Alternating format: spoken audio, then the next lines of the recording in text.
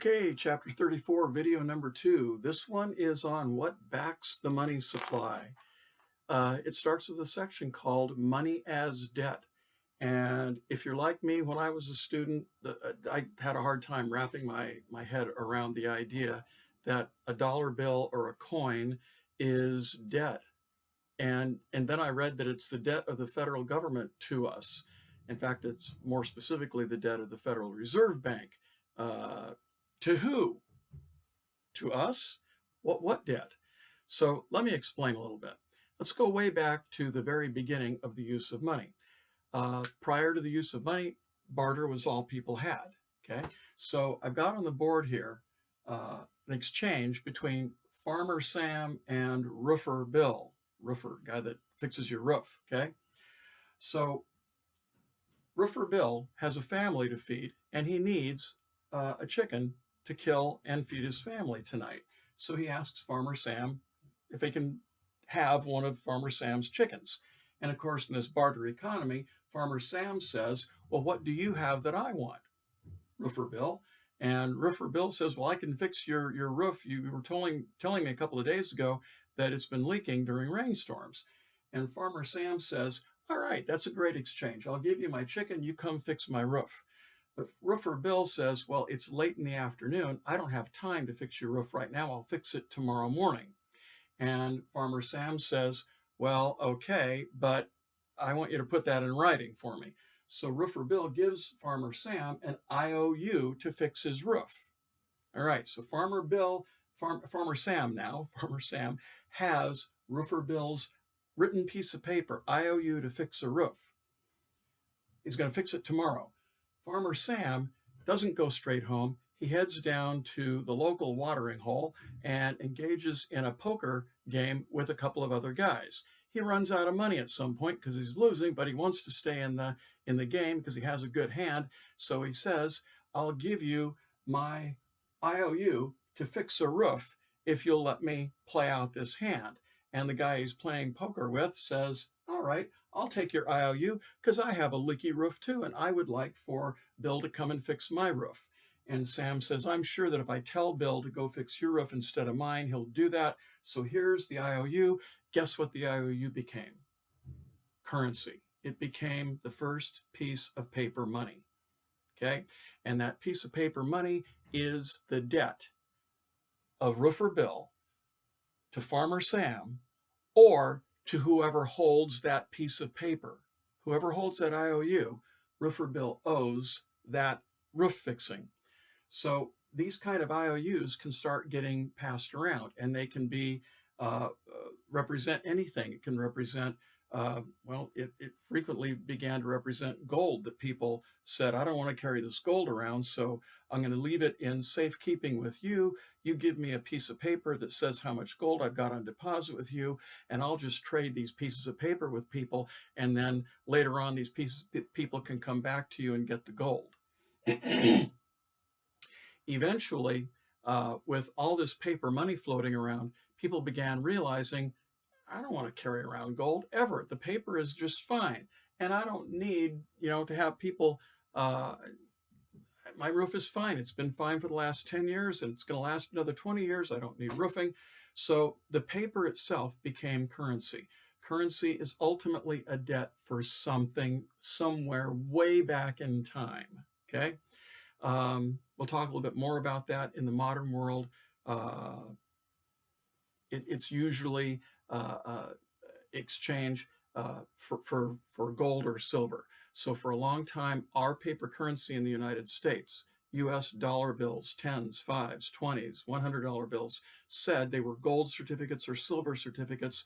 They were redeemable for that much gold or silver, whatever the face value was. In the 1930s, we suspended gold payments, and in the 1970s, we entirely eliminated the idea that our paper money is redeemable in gold or silver. It's no longer tied to that at all, as your book says, okay?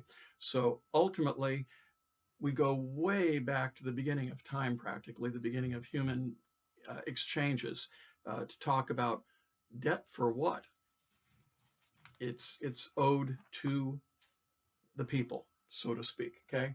I hope that clears up a little bit. Maybe it just made you more confused than ever, but I hope it clears it up a little bit. What you need to say on a test is money, currency is the debt of the Federal Reserve Bank, period. You don't have to say who it's to. It's just the debt of the Federal Reserve Bank, okay? All right. And then the idea that our money is not tied to gold and silver. There are still some people around who say the money is worthless. It isn't worth a damn because you can't get gold or silver for it. Well, gold or silver, if we tied it to that, as your book says, we would then be tied to the idea that whenever there's a shortage of gold or silver, that we don't have enough money to go around and people would not be able to transact things. So we don't tie it to gold and silver anymore, okay?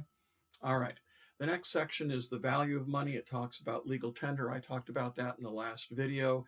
The idea that the federal government says that in the United States, these dollars, these hundreds, these 20s, the whole idea of currency, U.S. currency, is legal payment for any debt in the United States. If you go to Mexico, they don't have to take our money.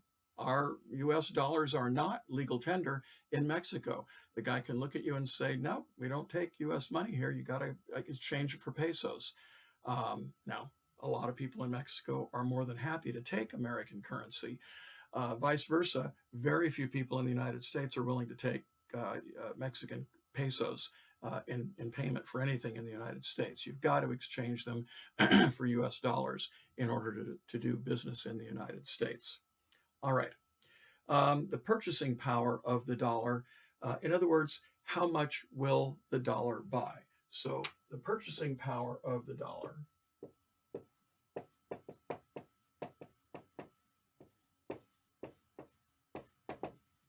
is represented by that equation you saw in the book there. The value of V for value, in this case, of a dollar is equal to 1 over, your book says P, I always prefer to put PL there, 1 over the price level. P represents the price level. Now remember that the price level is measured by index numbers. So we identify a base year, a base time period, let's say 2002, whatever $100 would buy in 2002, that's going to represent 100 because it's 100% of itself, if you recall how we did that when we were talking about measuring the GDP and inflation and using index numbers to measure inflation. So 100. So in today's world, if $100 would have bought that much in the year 2002, and the price index today is 200, 1 over 200 is going to be 1 over 2, basically, because you move that index number, you move the decimal point over 2. So the money is worth half today what it was back then. Your $100 only buy half of what it would have bought back then. So 1 over index number 200, move the decimal over 2 places, 1 over 2, the value of the money is only 1/2 what it was in 2002, if the index number is 200 today based on what it was back in 2002. So that's the purchasing power of the dollar. And that's going to wrap up today's lesson. That wraps up everything you need to know for Tuesday, March 31st. On Thursday, I want you to read, and I'm going to, in the announcements, the assignment will be to read the remainder of the chapter about the Federal Reserve System, know about the 12 district banks, know about the Board of Governors. They sit in Washington, D.C. We'll talk about that in the next video that I'll have ready for Thursday. And the functions of the Fed, I'll explain that, check clearing and all that good stuff.